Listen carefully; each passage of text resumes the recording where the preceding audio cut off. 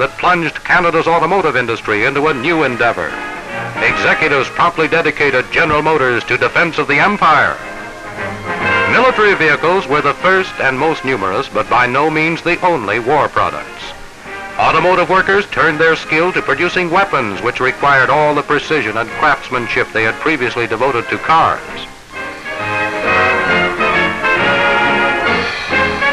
Thousands left their benches to join the armed forces. A service flag was unveiled to honor them.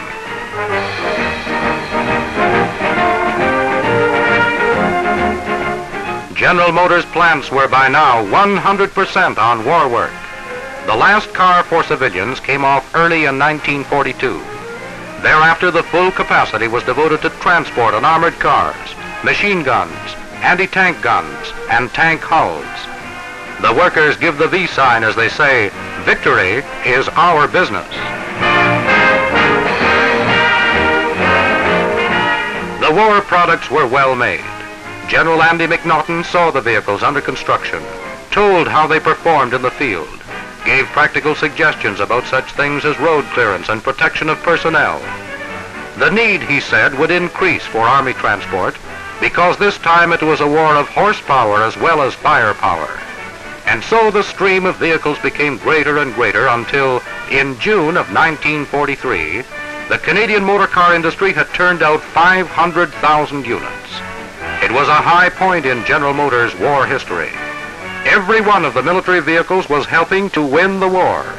Their quality and reliability had already been acclaimed by the man who saw them score a triumph in North Africa, General Alexander.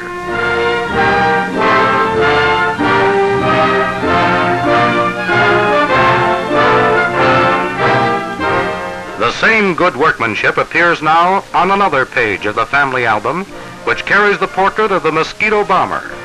Its fuselage took shape on the very spot in the General Motors plant where the craftsmen of another day had built the early wooden bodies for McLaughlins and Chevrolets. Some old-time specialists came out of retirement to help build the fastest bomber in the world, to help General Motors demonstrate once more its usefulness to the nation.